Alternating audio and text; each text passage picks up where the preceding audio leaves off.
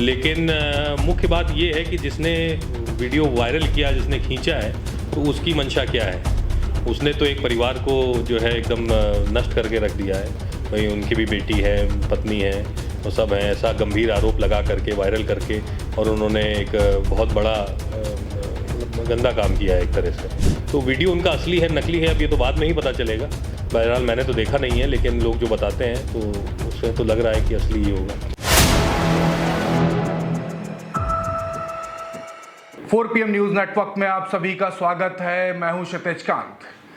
उत्तर प्रदेश की बात की जाए तो 80 लोकसभा सीट है और प्रधानमंत्री की कुर्सी के लिए सबसे निर्णायक उत्तर प्रदेश होता है। इस समय मैं बाराबंकी लोकसभा में हूं और बाराबंकी लोकसभा में अगर इंडिया गठबंधन के प्रत्याशी की बात की जाए तो यहां पर तनुज पूनिया को टिकट कांग्रेस से मिला है। बीते समय की बात करूं, अगर इतिहास में जाऊंगा तो 2009 से 2014 के बीच में PL पूनिया यहां से सांसद रहते हैं और उसके बाद 14 में जब चुनाव होता है तो उस समय सेकंड नंबर पे, और उसके बाद उनके बेटे तनुज पूनिया लड़ते हैं चुनाव थर्ड नंबर पे।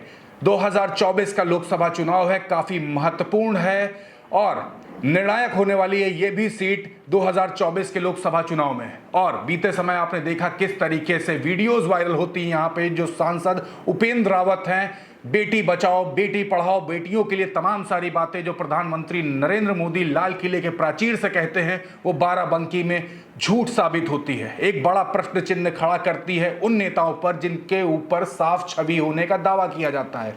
हमारे साथ इस समय तनुज पूनिया हैं, हम इनसे बात करेंगे। तनुज पूनिया जी, पहले तो आपका बहुत बहुत स्वागत है हमारे चैनल पर। बहुत बहुत धन्यवाद। बड़ा घमासान मचा हुआ है यहाँ पर। उपेंद्र रावत सांसद, जिनके ऊपर काफ़ी दावे किए जाते हैं सांसदों पर, यहाँ के नेताओं पर, कि काफ़ी साफ छवि है, वीडियोस वायरल होती है महिलाओं के ऊपर और उसके बाद टिकट तक वापस करना पड़ता है। क्या कहेंगे पहले तो अपने क्षेत्र की जनताओं पर और ऐसे नेताओं पर जिनके ऊपर जो साफ छवि का दावा करती है भारतीय जनता पार्टी, छवि दागदार है? देखिए, ये उनका व्यक्तिगत मामला है। उन्होंने अपने सोशल मीडिया के माध्यम से कहा भी है कि ये फेक है, लेकिन अब ये तो जांच एजेंसी वगैरह, जो उन्होंने कहा है कि जांच एजेंसी से हम जांच कराएंगे, तो वो तो उनके ऊपर है, वो तय करें कि ये असली है नकली है। लेकिन मुख्य बात ये है कि जिसने वीडियो वायरल किया, जिसने खींचा है, तो उसकी मंशा क्या है। उसने तो एक परिवार को जो है एकदम नष्ट करके रख दिया है। भाई उनकी भी बेटी है, पत्नी है, वो सब हैं। ऐसा गंभीर आरोप लगा करके, वायरल करके, और उन्होंने एक बहुत बड़ा गंदा काम किया है एक तरह से। तो वीडियो उनका असली है नकली है, अब ये तो बाद में ही पता चलेगा। बहरहाल मैंने तो देखा नहीं है, लेकिन लोग जो बताते हैं तो उससे तो लग रहा है कि असली ही होगा। क्षेत्र की जनता में काफ़ी माहौल ऐसा बन गया, और लोग जो अभी तो क्लियर भी नहीं है क्या है पूरा माहौल, लेकिन क्षेत्र की जनता में जो माहौल है वो तो काफ़ी गड़बड़ है। और इसके बाद अभी तक भारतीय जनता पार्टी कोई अपना प्रत्याशी भी नहीं उतार पाई है। टक्कर कैसी देख रहे हैं? टक्कर देखिए, एक तरफा वोट होने वाला है इस बार, क्योंकि जनता भी समझ रही है। जनता ये देख रही है कि दो बार पेपर लीक चुनाव से पहले होता है, उसका कोई, भाई दूसरा जो पेपर लीक था उसमें तो सरकार मानने को नहीं तैयार थी कि पेपर लीक हुआ है। उनके ऑफिशियल ट्विटर पे जो है पोस्ट हुआ था कि पेपर लीक नहीं हुआ, ऐसी अफवाहों में मत आएँ, और बाद में फिर उनको ये मानना पड़ता है कि हाँ पेपर लीक हुआ है। तो युवा इतने परेशान हैं, बेरोज़गार बैठे हैं आज घर पे, पेपर लीक हो गया, पेपर ख़त्म हो गया, अब आचार संहिता लग गई, 6 महीने और आगे बढ़ गया। तो ये सरासर नाइंसाफ़ी है युवाओं के साथ। रोज़गार चाहते हैं, पढ़ के कुछ बनना चाहते हैं, और बाराबंकी में तो इतने सारे कोचिंग सेंटर, इतने सारे लड़के हैं जो चाहते हैं कि हम कुछ करें, कुछ अपना परिवार का नाम करें, अपना नाम करें। तो उन सब के लिए बहुत बड़ी एक मायूसी देखने को मिली है इस सरकार से कि आप रोज़गार तो दे नहीं पा रहे हैं, बेरोज़गार और बनाते जा रहे हैं। वहीं आरक्षण का मामला है, निजीकरण करके आरक्षण जो है ख़त्म किए जा रहे हैं। उसके ऊपर से किसान इतना परेशान है। यहाँ से बाराबंकी से धरने में हमारे कितने सैकड़ों लोग यहाँ से गए दिल्ली में, लेकिन वहाँ भी जो है उनके साथ जो बर्ताव हुआ वो तो सबको दिख ही रहा है। तो हमारा कृषि प्रधान जिला है, 83-84% लोग जो है खेतीबाड़ी से जुड़े हैं। तो यहाँ पे भी बहुत है।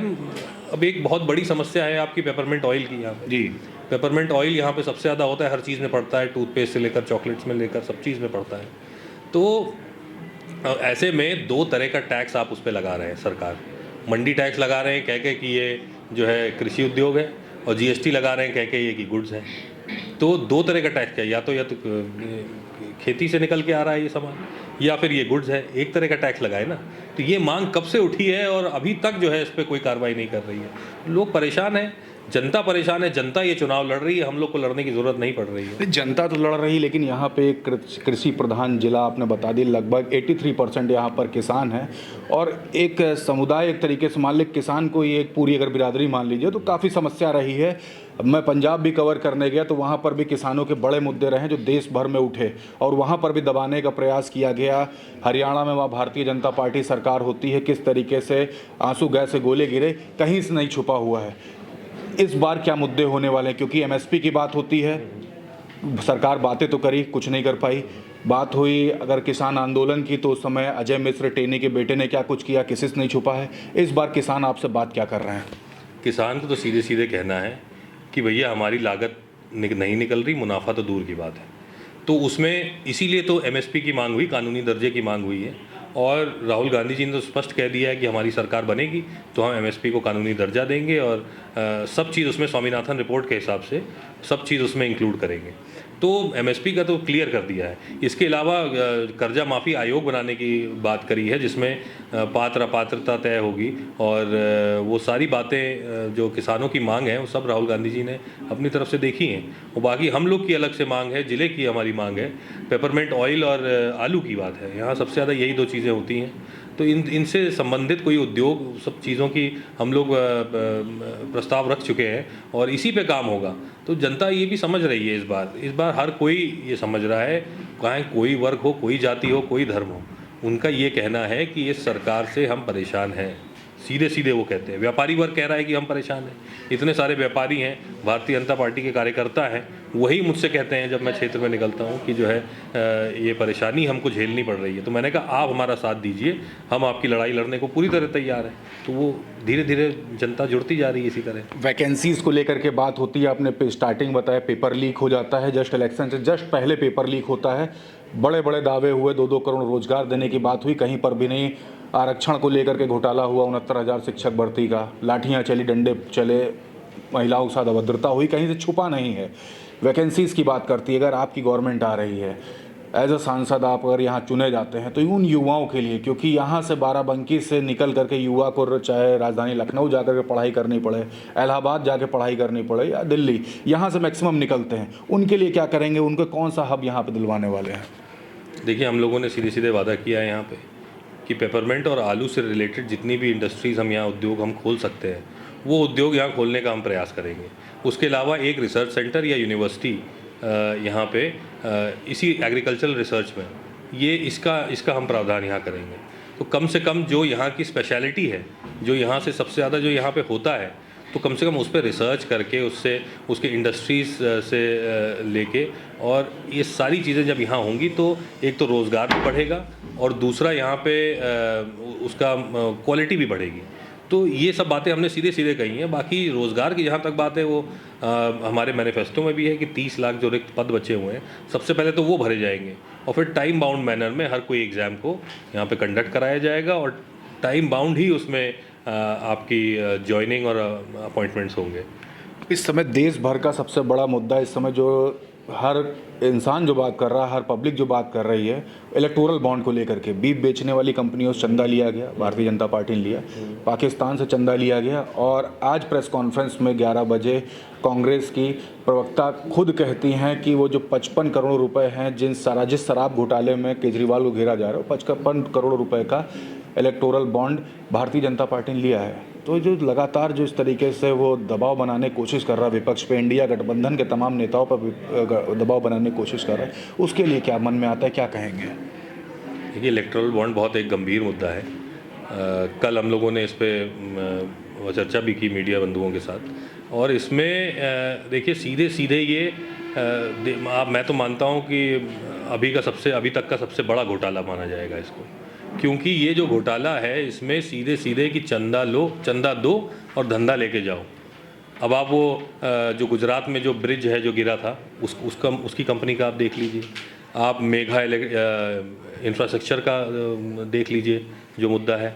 कोई भी कंपनी इसमें ऐसी है वो जब सीधे सीधे चंदा देती है और कोई ना कोई काम लेके जाती है। और जाहिर सी बात है, जब सैकड़ों करोड़ आप चंदा ही दे रहे हो तो आप सब स्टैंडर्ड क्वालिटी का काम करोगे, उससे मटेरियल सब स्टैंडर्ड होंगे। इससे जनता का नुकसान हो रहा है, लोग मर रहे हैं, घायल हो रहे हैं, इससे कोई फ़र्क नहीं पड़ता भारतीय जनता पार्टी को। उनको केवल चंदा की आवश्यकता है। उसके बाद कई कंपनियां ऐसी हैं जिनके ऊपर ईडी और आईटी की रेड पड़ी और 5 दिन के अंदर उन्होंने इलेक्टोरल बॉन्ड खरीदे और वाइट वॉश हो गया सब। तो ये सारी बातें हैं। देखा, सरकारी जितने भी संस्थान हैं, जितने आपके संवैधानिक संस्थान हैं, उनको अपने पर्सनल कार्यकर्ता की तरह इस्तेमाल कर रहे हैं, ये दबाव बनाने के लिए, और दबाव बनाते हैं, चंदा लेते हैं, और यही प्रक्रिया है। सीधे सीधे घूसखोरी है, रिश्वत मान लीजिए, या कुछ भी इसको मान लीजिए। कई कंपनी ऐसी हैं, 2018 में जब ये स्कीम लॉन्च हुई, 2-3 महीने में कई कंपनी, नकली कंपनी बनी जिनकी मालियत 100 करोड़ 200 करोड़ है, और उससे दुगना 3 गुना जो है ये चंदा दे रही हैं 2-3 महीने के अंदर। तो ये सब तो सीधे सीधे बताता है ना कि ब्लैक मनी किसी का था, उसने नकली कंपनी बना के भारतीय जनता पार्टी को पैसा दे दिया। अच्छा, एक प्रश्न और पूछूंगी कि भारत जोड़ो न्याय यात्रा उत्तर प्रदेश से होकर गुजरी है, इसका इम्पैक्ट भी ज़बरदस्त देखने को मिल रहा है। बिहार में जब आती है तो नीतीश खेला कर जाते हैं, उत्तर प्रदेश में जब उतरती है तो चवन्नी पलट जाती है। तो जब ईस्ट बेल्ट से, जब हिंदी बेल्ट से जब होकर के जब गुजरी न्याय यात्रा, तो क्या लगता है कि न्याय यात्रा एक बड़ा कारण बन गया इंडिया गठबंधन के तमाम नेताओं को टूट करके जाने का दूसरे गठबंधन में, क्योंकि नीतीश कुमार को एक बड़ा चेहरा देखा जा रहा था प्रधानमंत्री के तरीके से। देखिए, ये भारतीय जनता पार्टी जो पिछली भारत जोड़ो यात्रा थी उससे घबरा गई थी। जिस तरह से जन सैलाब राहुल गांधी जी के साथ निकला था, यूपी में ही भले ही वो 3 दिन रहे हों, लेकिन मैं उसमें था तीनों दिन। और जिस तरह से गांव कस्बे के लोग निकल करके रोड पे खड़े थे, जिनको बस निमंत्रण दिया गया था अनाउंसमेंट की तरह या विज्ञापन के थ्रू कि जो है राहुल गांधी जी इस दिन को इस समय तक निकलेंगे, वो अपने आप निकल करके आए, उनको कोई लाने की ज़रूरत नहीं पड़ी थी। तो ये सब देख करके डर गए थे भारतीय जनता पार्टी वाले। तब उन्होंने कमेटी बनाई दूसरे नेताओं को भारतीय जनता पार्टी में ज्वाइन कराने की। राष्ट्रीय कमेटी थी, स्टेट वाइज कमेटी थी, ज़िले में भी उनके लोग लगे हुए थे। तो ये सब इसलिए था कि जहाँ जहाँ राहुल गांधी जी की न्याय यात्रा जाए, वहाँ वहाँ उसको अंडरमाइन करने के लिए, उसका इफेक्ट को कम करने के लिए इन्होंने क्षेत्रीय नेताओं को, या जहाँ भी प्रभावशाली लोग हैं, उनको तोड़ने का काम किया। और जैसा कि मैंने कहा, ईडी और सीबीआई और आईटी और इनका बहुत ही अच्छी तरह से उपयोग करना इन्होंने ही सिखाया है। तो इन्होंने उसका उपयोग किया, धीरे धीरे दबाव डाला, लोगों को तोड़ा, ताकि जो इम्पैक्ट है, जो असर है न्याय यात्रा का, वो कम हो जाए। लेकिन वो ये नहीं समझ रहे हैं कि नेता तो तोड़ लेंगे आप, लेकिन जनता को कैसे तोड़ेंगे। जनता तो अपने आप निकल करके आ रही है ना राहुल गांधी जी को देखने, बस एक झलक के लिए। इधर से आएंगे, 10 मिनट में वो निकल जाएंगे आगे, लेकिन वो इस एक झलक के लिए लोग, जो जनता निकल करके आ रही है, उसका मूड कैसे आप चेंज करेंगे। अच्छा, आखिरी एक प्रश्न है, पब्लिक के बीच में लगातार जा रहे हैं, पुलवामा अटैक की बात कर लूँ, मणिपुर में जो घटना घटित हुई उसकी बात कर लूँ, हाथरस कांड की बात कर लूँ, इलेक्टोरल बॉन्ड की भी बात कर लूँ, रिसेंट का मामला केजरीवाल को जेल कर दिया गया, इसकी बात, कि ये सब मुद्दे होते हैं, पब्लिक बात कर रही है इस पर। पब्लिक खूब बात कर रही है। इलेक्टोरल बॉन्ड जो लोग नहीं समझ रहे हैं वो भी पूछ रहे हैं चुनावी बॉन्ड का क्या मामला है, क्योंकि जनता अब जागरूक हो रही है धीरे धीरे वो देख रही है। जितने आपने मुझे जो किस्से बताए हैं, जो मामले आपने मुझे बताए हैं, तो ये सब मामले धीरे धीरे लोगों पे असर डाल रहे हैं। और ये पेपर लीक वाला मुद्दा भी इसमें ऐड होना चाहिए, क्योंकि ये देश के युवा के साथ बहुत बड़ा खिलवाड़ है। ये युवा प्रधान देश है हमारा, लगभग 65% 50 के नीचे की आबादी है यहाँ पे। तो ये सारे जितने लोग हैं, ये हमारे जीडीपी को, हमारे देश को चलाने का काम करते हैं। सेना से लेकर और उद्योग में भी सारे युवा ही हैं जो अभी कमान संभाले हुए हैं। तो इनके साथ अगर धोखा हो रहा है तो 65% आबादी के साथ धोखा हो रहा है। तो ये सारे मुद्दे धीरे धीरे जनता के बीच में जा रहे हैं। अब भले ही लोग कहते हैं कि जो है मीडिया नहीं दिखा रही है, लेकिन कई ऐसे चैनल हैं जो दिखा रहे हैं, आप लोग दिखा रहे हैं, वही सोशल मीडिया के माध्यम से लोगों तक ये बात पहुंच रही है। तो जब धीरे धीरे लोग मोबाइल, क्योंकि मोबाइल का चलन बहुत ज़्यादा हो गया है, तो मोबाइल से जो लोग देखते हैं ना, उसमें कर रहे हैं। बीजेपी का तो अभी भी टारगेट है कि सोशल मीडिया कैप्चर कर लो, लेकिन कब तक आप आवाज़ को दबाएंगे। आवाज़ तो निकल करके आ रही है, धीरे धीरे लोग भी समझ रहे हैं। तो लास्ट में अपने क्षेत्र की जनता के लिए क्या कहेंगे? सभी देख रहे हैं, लोकसभा आपकी है और सभी सुन रहे हैं आपको, उनके लिए क्या कहेंगे क्षेत्र की जनता के लिए? देखिए, मेरा सभी से ये निवेदन है कि इस बार आप लोगों ने बहुत बड़े बड़े वादों पे वोट किया है, बड़े बड़े मुद्दों पे वोट किया है। इस बार मैं चाहता हूं कि आप अपने लिए वोट करें, इस देश के लिए वोट करें, क्योंकि अगर भारतीय जनता पार्टी की सरकार दोबारा आ गई तो ना संविधान बचेगा और ना ही इस देश में लोकतंत्र बचेगा। चुनाव होगा कि नहीं होगा ये तो बहुत दूर की बात है। तो आप लोगों को इस देश के लिए वोट करना है, अपने लिए वोट करना है, अपने क्षेत्र के लिए वोट करना है। तो इस बार इंडिया गठबंधन को चुने। और क्योंकि क्षेत्र की आप बात कर रहे हैं तो बाराबंकी में कांग्रेस पार्टी के हाथ के पंजा को टिकट मिला है, तो वहाँ पे वोट करके और भारतीय जनता पार्टी को हटाने का काम करें। बिल्कुल, तो हमारे साथ तनुज पूनिया थे। आप साफ तौर से सुन रहे थे 2024 के लोकसभा चुनाव का आगाज हो चुका है और आप देख रहे हैं क्षेत्र पे माहौल जबरदस्त है। पब्लिक निकल करके धीरे धीरे आ रही है और आचार संहिता लगने से पहले जो पब्लिक के बीच में जो मूड था अब खुल करके मुखर होकर के बोल रही है। पुलवामा का मुद्दा हो, मणिपुर का मुद्दा हो, चाहे हाथरस का, हर मुद्दे पर पब्लिक बात कर रही है और प्रश्न पूछ रही है आखिर हमारे देश में ये सब हो क्या रहा था और प्रधानमंत्री चुप क्यों थे। हम इस समय थे बाराबंकी लोकसभा में और बाराबंकी लोकसभा में इंडिया गठबंधन से प्रत्याशी तनुज पूनिया जी हमारे साथ में थे। तमाम सारी बातें हुई, कैसी लगी आपको कमेंट बॉक्स में लिखते रहिए। और आप सभी पब्लिक और जनता जो देख रही है, अगर आपके भी कोई प्रश्न है तो कमेंट बॉक्स में लिखिए, आपके नेता से पूछे जरूर जाएंगे। वीडियो जितना ज़्यादा हो सकेगा शेयर जरूर करिएगा। मैं हूं क्षितिज कांत, कैमरा पर्सन शुभम के साथ 4PM न्यूज़ नेटवर्क के लिए। धन्यवाद।